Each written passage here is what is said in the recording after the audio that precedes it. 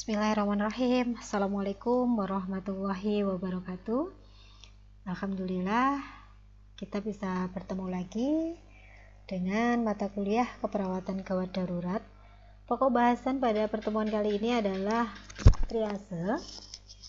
Ya, triase apa saja nanti yang akan kalian pelajari dan sebenarnya apa tujuan pembelajaran dari pokok bahasan kali ini. Yang pertama nanti adalah diharapkan kalian bisa memahami prinsip dasar dari triase, kemudian bagaimana melaksanakan triasenya, metode dari triase, kemudian pelabelan atau tagging pada triase, dan akan ada kuis atau simulasi kasus ya terkait dengan triase. Oke, yang pertama kita akan membahas tentang ruang lingkup dari triase ya. Jadi triase itu terdiri dari 3, ada triase bencana, triase yang kita lakukan pada kondisi bencana, kemudian ada triase yang dilakukan di UGD, dan yang ketiga adalah triase di masa pandemi COVID-19 ya. Ini ruang lingkup triase, jadi ada 3. Oke, berikutnya adalah prinsip dari triase. Sebenarnya apa prinsip dari triase? Prinsipnya adalah time saving is life saving. Itu kunci utamanya pada saat melakukan triase. Kenapa?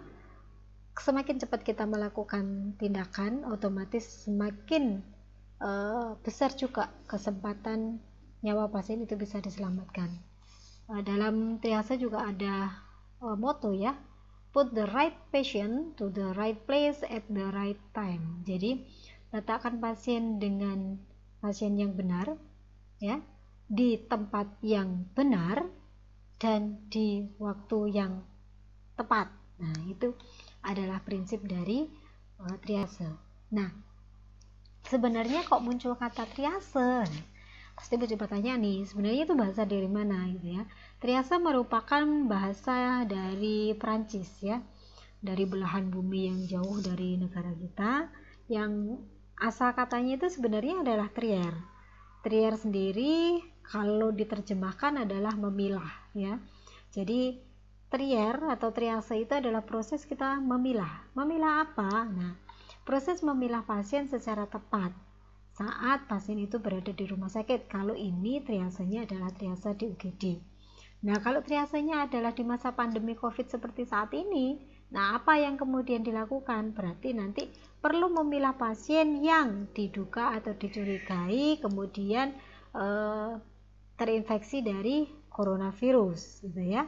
Nah, kemudian apakah kalau misalkan sudah dilakukan triase COVID itu akan menggantikan proses triase? Tidak ya.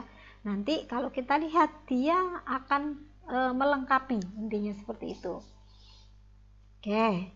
Kemudian bagaimana atau siapa sebenarnya nanti yang akan melaksanakan triase, baik itu triase yang kondisi bencana, kemudian triase yang ada di UGD, ataupun triase pada masa pandemi COVID seperti saat ini ya. Triase pelaksananya nanti bisa adalah perawat ya. Yang ini yang sering melakukan adalah perawat dan juga dokter ya. Tetapi nanti di lokasi bencana, pada saat kondisi bencana, siapapun harus bisa. Makanya ini sebenarnya menjadi PR bagi kita semua. Seperti halnya kemarin kita belajar tentang BHD ya. Kemudian ada pelatihan terhadap BHD pada awam gitu ya. Nah, bagaimana kemudian pelaksanaan triase pada orang awam sehingga tahu nanti mana yang harus kita pilih dan harus diselamatkan lebih dahulu. Oke. Misalnya seperti ini kasusnya ya. Ini ada contoh, ada kecelakaan ya. Kecelakaan, saya yakin ini kejadian yang sering sekali kita jumpai. Ada kecelakaan bus seperti ini ya. Oke. Kemudian misalkan ini Anda berdinas di pusat gawat darurat atau di PSC-nya ya, atau di bagian ambulan gawat daruratnya. Kemudian Anda dihubungi oleh bisa saja kemudian ini kepolisian atau warga gitu, bahwa di salah satu jalan terjadi kecelakaan bus gitu ya, kecelakaan bus dengan kondisi bagian depan seperti yang tergambarkan dalam foto ini. Nah, Anda juga mendapatkan informasi bahwa penumpang yang ada di dalam bus ini adalah sejumlah 25 orang. Oke. Kemudian tim Anda yang berdinas saat itu adalah 7 orang. Misalnya ya, ada 7 orang. Nah, ini akan menjadi PR Anda datang di lokasi ya. Tadi korbannya sejumlah sekian. Kalau kita bandingkan dengan jumlah penolong, apakah kemudian imbang? Nah, makanya di sini peran triase itu sangat dibutuhkan. Mana yang harus kita selamatkan lebih dulu? Bukan kemudian dengan adanya triase itu kita melanggar atau tidak memperhatikan hak pasien untuk hak korban untuk diselamatkan, bukan. Tetapi kita harus cerdas, harus tepat memilih dan memilah siapa yang mempunyai risiko lebih tinggi. Nah, kalau kondisinya seperti ini, Anda bertuju ya, korbannya misalkan tadi ada sekitar 20 orang ya. Nah, ini bagaimana kemudian Anda menyelamatkan? Apakah kalian akan masuk ke sini menyelamatkan 20 orangnya atau seperti apa? Nah, inilah fungsinya triase. Ya, fungsinya triase. Oke. Semisal lagi seperti ini, kondisi bencana. Saya yakin Anda sangat paham ya terkait dengan kondisi bencana. Kenapa? Karena ya di Indonesia adalah secara geografis kita memang negara yang sangat berpotensi terjadi bencana. Entah bencana itu adalah bencana alam ya, gempa bumi, banjir, dan seterusnya. Nah, kondisinya misalkan korbannya sekian banyaknya misalnya. Nah, bagaimana kemudian Anda akan memberikan pertolongan? Siapa yang akan Anda tolong pertama kali? Apakah kemudian akan Anda tolong yang terdekat posisinya dengan Anda?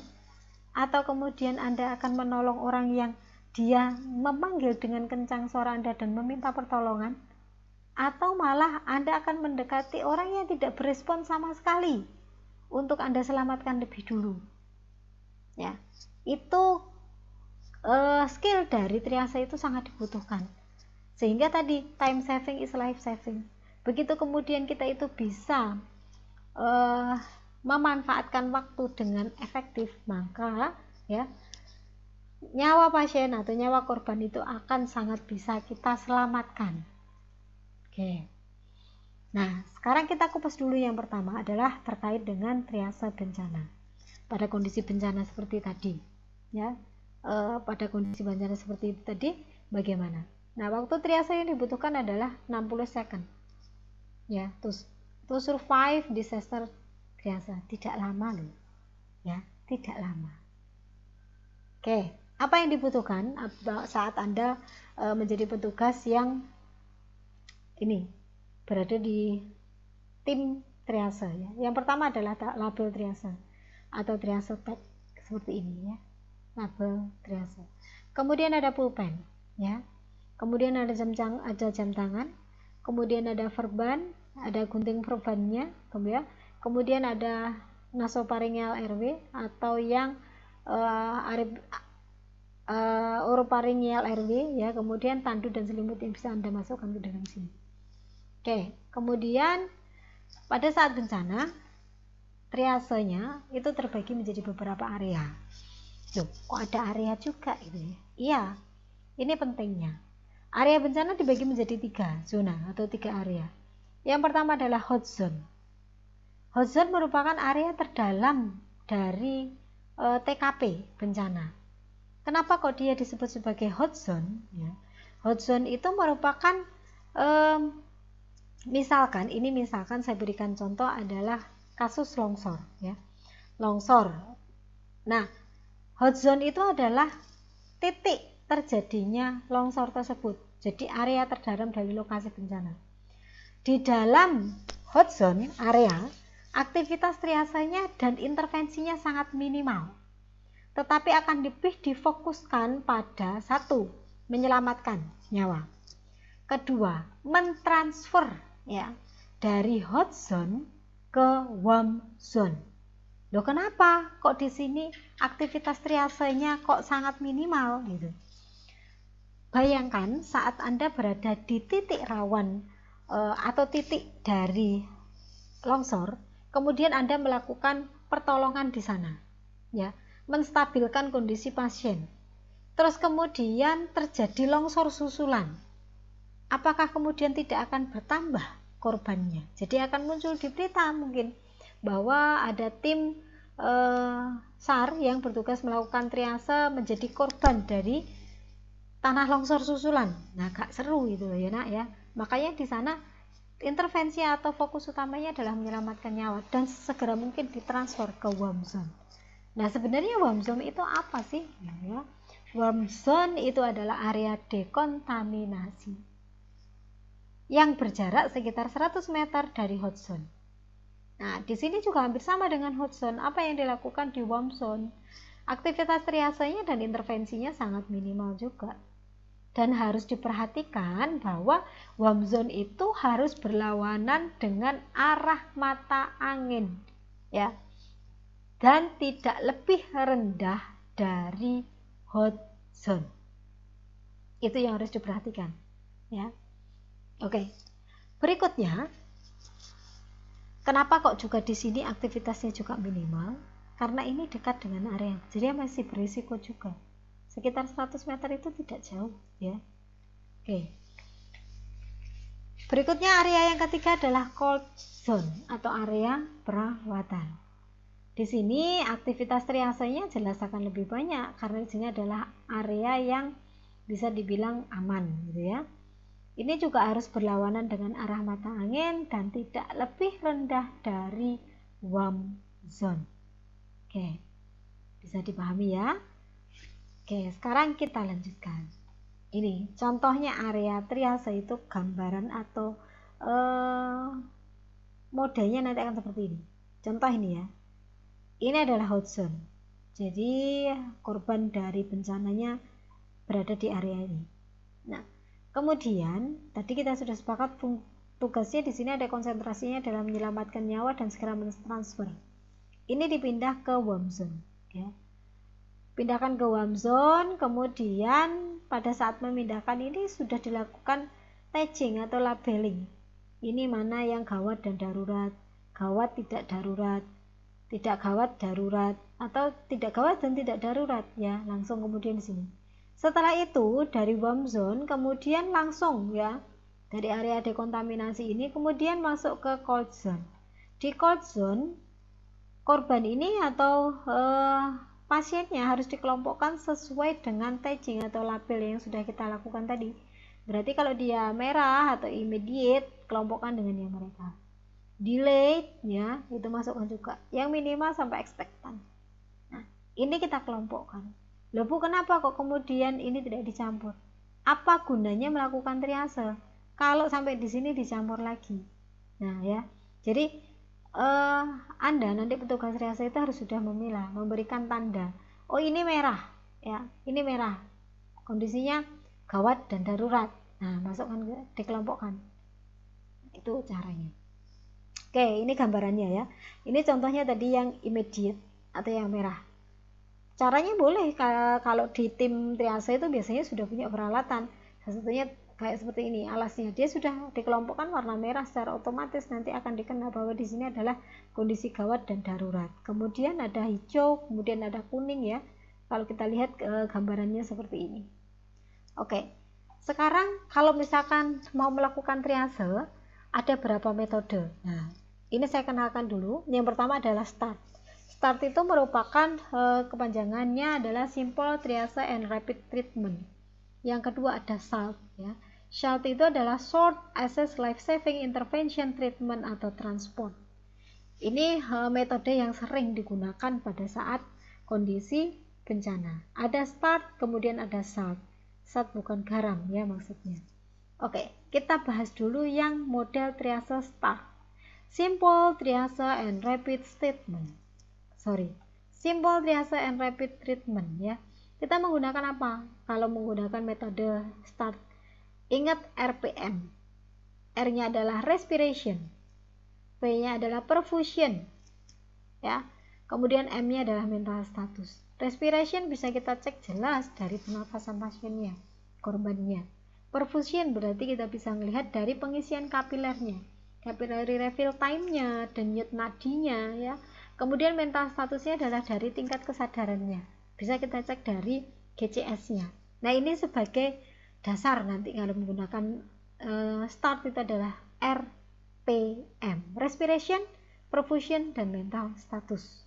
Nah, kemudian nanti kalau sudah dikelompokkan sesuai dengan RPM tadi, baru kemudian diberikan labeling ya. Ada merah atau immediate, kondisi mengancam nyawa dan membutuhkan pertolongan segera. Tadi yang saya sebutkan, kondisi yang gawat dan darurat. Sedangkan kondisi warna kuning atau delay, ini kondisinya memang serius, tidak mengancam nyawa. Nah, pertolongannya bisa ditunda. Sedangkan yang hijau, pasiennya atau korbannya dapat berjalan. Cedera dapat diatasi dengan pertolongan yang minimal atau kecil gitu ya. Nah, yang hitam atau expectant ini nadinya tidak raba, pasiennya tidak bernapas. Nah, kalau kita lihat urutannya, berarti yang harus diselesaikan dulu jelaslah yang merah ya.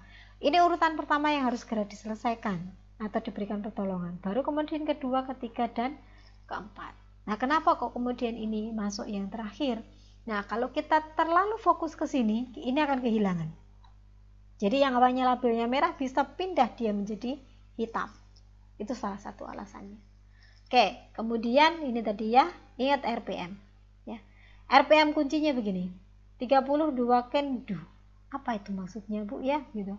Nah, ini hanya untuk memudahkan ya, sebagai jembatan keledai saja. Jadi R-nya adalah respiration, maksudnya 30 ya. Respirasinya kalau dia kurang dari 30 berarti aman. Nah, kalau dia lebih dari 30, nah itu sudah warning. Kemudian P-nya adalah perfusion. Tadi kita bisa melihat dari mana? Dari capillary refill time. Normalnya dia ada kurang dari 2 detik. Nah, kalau lebih dari itu ya warning gitu ya. Kemudian M-nya adalah can do. Can do itu apa? Can do comment. Jadi begitu Anda tanya, Anda cek respon, dia berespon, nah itu berarti bagus. Tapi kalau kemudian unresponsive, nah kita masuk kategorinya boleh kemudian apakah dia masuk yang delay, expectant, atau minor gitu ya. Jadi gunakan RPM ini. Respirasinya kurang dari 30 ya, perfusinya atau capillary refill time-nya kurang dari 2 detik, dan kondisi kesadarannya adalah dapat melakukan instruksi atau perintah. Ini contohnya ya. Yang cara kita ngecek seperti tadi di dalam bus Anda jumlahnya 7. Nah, di situ ada 20 korban. Nah, cara ngeceknya bagaimana? Kan tidak mungkin tuh kemudian Anda mau masuk dulu isi gitu kan. Nah, itu membuat waktunya terlalu lama. Nah, ini ada cara. Yang pertama, pada saat ini setiap tim itu punya leader. Nah, leadernya bisa bertanggung jawab dengan cara berteriak ya, berteriak. Caranya begini. Yang dapat mendengar suara saya, silahkan berjalan ke arah saya, atau mungkin bisa menunjuk kemana gitu ya, yang sudah disediakan. Nah, logikanya kalau kemudian orang itu bisa mengikuti perintah can do comment ya, berarti dia dapat berjalan, dia bisa berespon. Oke. Nah, kalau kemudian dia juga bisa menjawab gitu ya, nah aman. Secara otomatis kita sudah menyeleksi orang yang bisa move dari TKP menuju ke tempat yang Anda minta untuk evakuasi tadi. Nah, sudah otomatis dia adalah label hijau. Nah, kalau misalkan ternyata dia tidak mampu untuk berpindah dari tempatnya tadi, lakukan tindakan berikutnya adalah cek breathing atau pernafasan. Buka jalan nafasnya jika tidak ada nafas ya. Jika tidak ada nafas berarti sudah dia adalah kategori expectant atau hitam. Kalau kemudian Anda cek pernafasannya lebih dari 30 kali per menit, berarti boleh Anda berikan label merah. Kurang dari 30 berarti bisa masuk ke langkah ketiga. Langkah ketiga adalah cek perfusi. Ya. Cek nadi radialis ataupun pengisian kapiler. Jika tidak ada nadi atau kurang dari 2 detik, label merah. Ya. Langkah keempat adalah memeriksa status mental. Contohnya bisa kemudian, Pak, tolong diangkat tangannya, atau tolong pegang tangan saya, misalkan ya. Nah, kalau dia tidak bisa mengikuti instruksi yang Anda berikan, secara otomatis dia merah. Kalau dia diminta untuk mengangkat tangannya atau memegang suatu benda atau meraih tangan kita sebagai penolong gitu, nah dia bisa, nah berarti dia labelnya adalah kuning. Oke. Yang model kedua adalah model triase SALT ya, Short Access Life Saving Intervention Treatment or Transport. Nah, ini dikembangkan oleh CDC, Center of Disease Control and Prevention ya. Nah, ini menggunakan evidence base, jadi ada dasarnya untuk menetapkan triasenya. Nah, ini ada satu perbedaan dengan yang START tadi. Kalau START tadi dia 4, nah kalau yang SALT itu menjadi 5 ya kategorinya. Tambahannya adalah dead ya, atau dead atau meninggal gitu ya. Jadi nada tidak apa dan tidak bernafas, itu modelnya yang metode yang SALT, ada 5. Oke, ini untuk alur triase dari SALT ya. Ini yang pertama adalah sorting, kemudian lakukan asesmen secara individu ya, kemudian dilakukan treatment atau transport. Nah, kita bisa melihat ke sini apabila dia mampu berjalan ya, apa yang harus dilakukan. Kemudian kalau misalkan ada nafas, berarti oke, lakukan tindakan apa. Kalau tidak ada nafas, berarti boleh kesimpulannya ke sini. Seperti itu. Oke. Sekarang apa perbandingan antara START dan SALT ya? Yang pertama tadi seperti ini ya, yang satunya menggunakan 4 kategori, yang satunya adalah 5 kategori. Nah, ini berarti untuk yang kategori ini dipecah nih sama SALT ya. Jadi ini nadi tidak teraba, tidak bernafas ya. Kemungkinan hidupnya kecil, jadi kalau misalkan sudah dicek itu ada kemungkinan hidup kecil. Kalau yang ini sama sekali tidak ada harapan untuk hidup, berarti seperti itu. Oke, nah ini untuk triase yang di UGD yang normal ya. Jadi ada tindakannya adalah dicek jalan nafas, kalau dia kemudian ada sumbatan ya, kemudian ada henti nafas, ada bradikmia, ada cyanosis, henti jantung dan sebagainya ya. Ini perlu resusitasi segera. Nah, kalau misalkan jalan nafasnya bebas atau ada ancaman, kemudian ada takipnyu atau mengi dan seterusnya, ini indikatornya ya. Jadi kapan kemudian kita harus memberikan labeling merah, kuning sampai dengan hijau. Oke. Nah, ini ada tambahan kalau triase di masa pandemi COVID ya. Nah, UGD ini bagaimana sebagai garda terdepan rumah sakit pada saat menerima pasien COVID gitu. Nah, kalau masa non pandemi nanti pada kasus kegawat daruratan itu isinya adalah isolasi dan non isolasi, hanya dibedakan itu. Nah, di masa pandemi ada tambahan, selain kegawat daruratan, isolasi dan non isolasi ada kewaspadaan. Nah, ini yang menjadi perhatian ya. Sebenarnya apa yang disebut sebagai triase di masa pandemi COVID merupakan tetap dia adalah trier, yaitu memilih dan mengklasifikasikan pasien. Nah, selanjutnya, kenapa harus dipilih dan diklasifikasikan? Supaya kemudian nanti bisa ditentukan prioritas kebutuhan. Setelah kebutuhannya bisa ditetapkan, kemudian bisa juga diputuskan di mana kemudian akan dilakukan atau diberikan perawatan. Nah, nanti diceknya dari apa? Dari tingkat kegawat daruratan pasien, indikatornya menggunakan airway, breathing, circulation, and disability. Plus ya tingkat virulensi pasien, indikatornya menggunakan EWS screening COVID-19 ya. Ini yang kalau kita lihat dari CDC dan Song et al. Nah, oke. Nah, tantangan triase pada masa pandemi apa ini sebenarnya? Membutuhkan proses yang cepat dan tepat. Nah, ini yang tidak mudah. Kayaknya di UGD itu kalau dibilang ini tidak butuh bertele-tele gitu ya. Makanya butuh cepat tetapi harus tepat.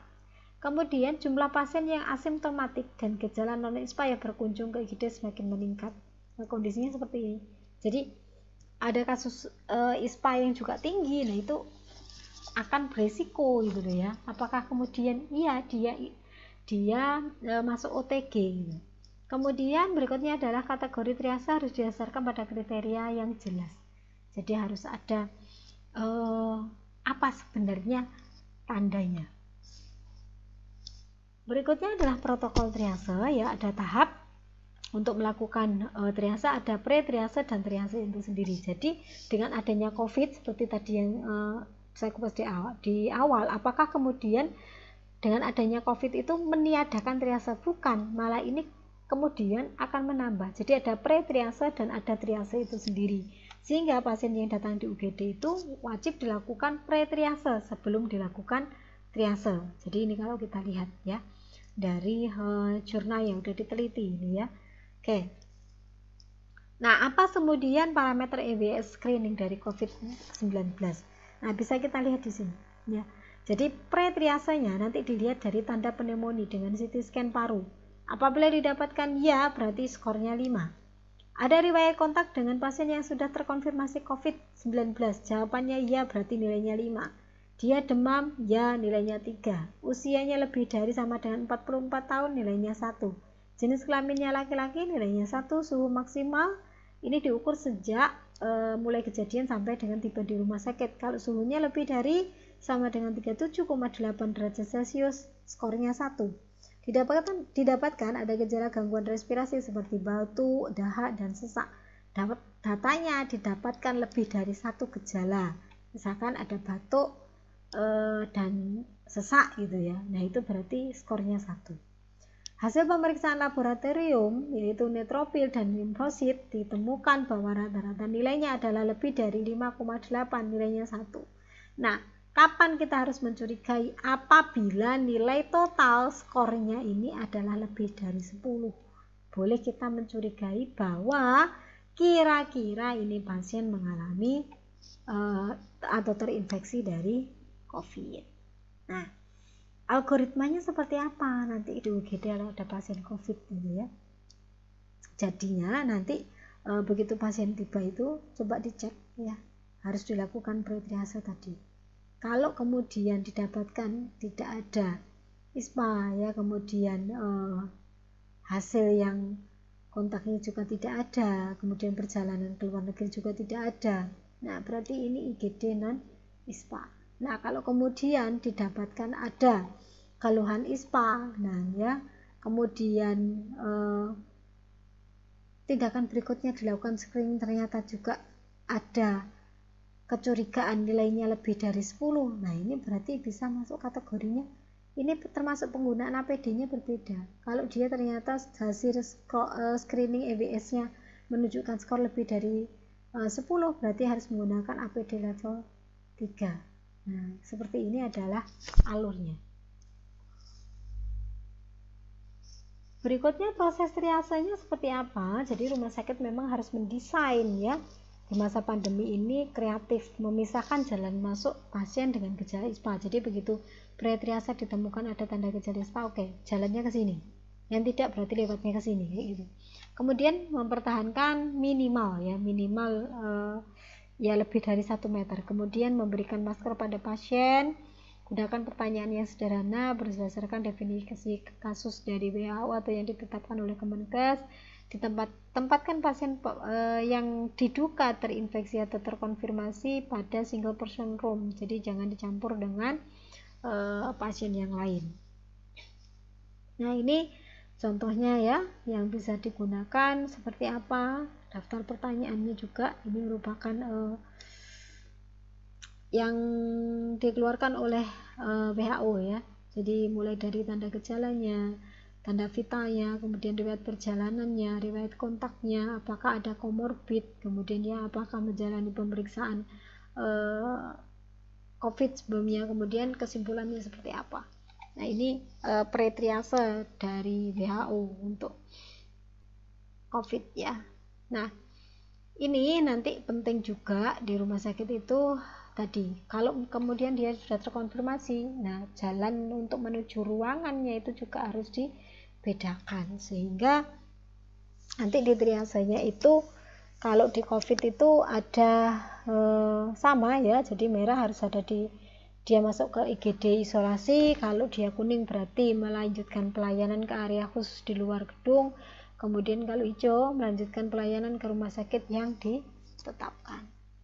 Oke, berikutnya adalah tagging atau pelabelan ya. Ini adalah contoh atau syarat sebuah label atau tagging triase. Nah, ini labelnya ya, satu harus mudah dilihat. Kemudian standar. Cukup aman, mudah diubah sesuai perubahan ya, dapat dipakai untuk catatan klinis pasien. Ini triasenya, modelnya seperti ini. Contohnya ya. Atau mau ada juga yang seperti ini membuatnya. Oke. Ya, ini adalah yang single label yang warna seperti selotip ya.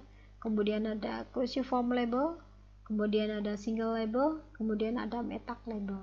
Nah, ini contoh labeling ya atau tagging pada triase bencana yang sering digunakan. Pakai yang mana monggo, semuanya boleh ini digunakan. Oke. Ya, mungkin itu yang bisa saya sampaikan terkait dengan bahan kajian triase. Semoga informasi yang saya berikan ini bisa menjadi pencerahan untuk kalian dan semakin paham bahwa proses memilih kemudian memilah ini merupakan bagian penting dalam kasus kegawat daruratan.